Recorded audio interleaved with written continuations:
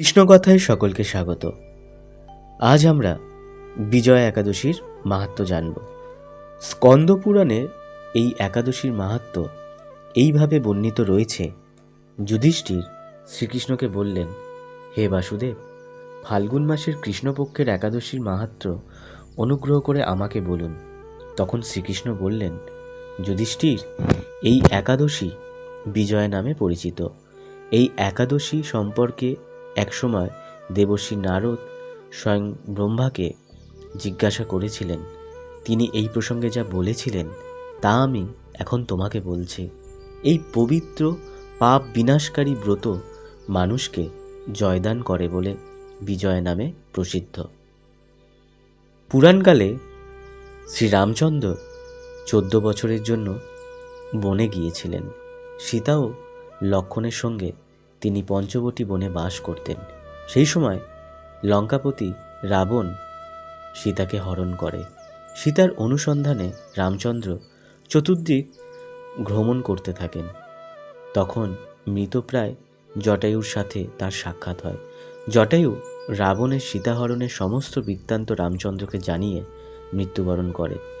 এরপর সীতা উদ্ধারের জন্য বানর রাজ সুগ্রীবের সাথে বন্ধুত্ব করেন। ভগবান রামচন্দ্রের কৃপায় হনুমান লঙ্কায় গমন করেন। সেখানে অশোক বনে সীতা দেবীকে দর্শন করে শ্রীরাম প্রভূত আংটি তাকে অর্পণ করেন। ফিরে এসে রামচন্দ্রের কাছে লঙ্কার সমস্ত ঘটনার কথা ব্যক্ত করেন। হনুমানের কথা শুনে রামচন্দ্র সুগ্রীবের পরামর্শে সমুদ্র তীরে যান। সেই দুস্তর সমুদ্র দেখে তিনি লক্ষ্মণকে বললেন, লক্ষ্মণ, কিভাবে এই অগাধ সমুদ্র পার হওয়া যায়? তার কোনো উপায় খুঁজে পাচ্ছি না। উত্তরে লক্ষ্মণ বললে, হে পুরুষোত্তম, সর্বগাতা আদিদেব আপনি, আপনাকে আমি কি উপদেশ দেব? তবে বকদালব্য নামে এক মুনি এই দ্বীপে বাস করেন। এখান থেকে 4 মাইল দূরে তার আশ্রম। হে রঘব, আপনি সেই প্রাচীন ঋষিশ্রেষ্ঠকে এর উপায় জিজ্ঞাসা করুন। লক্ষ্মণের মনোরম কথা শুনে তারা সেই মহামুনির আশ্রমে উপনীত হলেন। ভগবান রামচন্দ্র ভক্তরাজ সেই মুনিকে প্রণাম করলেন। মুনিবর রামচন্দ্রকে পুরাণ পুরুষ বলে জানতে পারলেন। আনন্দ ভরে জিজ্ঞাসা করলেন, রামচন্দ্র, কি কারণে আপনি আমার কাছে এসেছেন? তা কৃপা করে বলুন। শ্রীরামচন্দ্র বললেন, মুনিবর, আপনার কৃপায় সৈন্যসহ আমি এই সমুদ্র তীরে উপস্থিত হয়েছি। রাক্ষসরাজের লঙ্কা বিজয় করাই আমাদের প্রধান উদ্দেশ্য।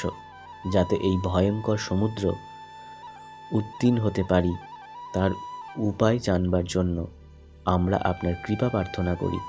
মুনিবর প্রসন্ন চিত্তে পদ্মলোচন ভগবান শ্রী রামচন্দ্রকে বললেন, হে রাম, আপনার অভীষ্ট সিদ্ধির জন্য যে শ্রেষ্ঠ ব্রত করণীয় আমি তা বলছি। ফাল্গুন মাসের কৃষ্ণপক্ষের বিজয়া নামক একাদশী ব্রত পালনে আপনি নিশ্চয়ই সৈন্যসহ সমুদ্র পার হতে পারবেন। এই ব্রতের বিধি শ্রবণ করুন। বিজয় লাভের জন্য দশমীর দিনে সোনা, রূপা, তামা অথবা মাটির কলসি সংগ্রহ করে তাতে জল ও আম পাতা দিয়ে সুগন্ধি চন্দনে সাজিয়ে তার উপর সোনার নারায়ণ মূর্তি স্থাপন করবেন।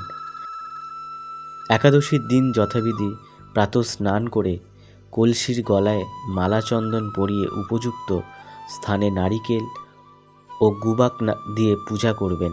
এরপর গন্ধ, পুষ্প, তুলসী, ধূপ, দীপ নৈবেদ্য ইত্যাদি দিয়ে পরম ভক্তি সহকারে নারায়ণের পূজা করে হরিকথা কীর্তন সমস্ত দিন যাপন করবেন। রাত্রি জাগরণ করে অখণ্ড ঘি প্রদীপ প্রজ্বলিত রাখবেন। দ্বাদশীর দিন সূর্যোদয়ের পর সেই কলসি বিসর্জনের জন্য কোনো নদী, সরোবর বা জলাশয়ের কাছে গিয়ে বিধি অনুসারে পূজা নিবেদনের পর তা বিসর্জন দেবেন। তারপর ওই মূর্তি বেদজ্ঞ ব্রাহ্মণকে দান করবেন। এই ব্রত প্রভাবে নিশ্চয়ই আপনার বিজয় লাভ হবে।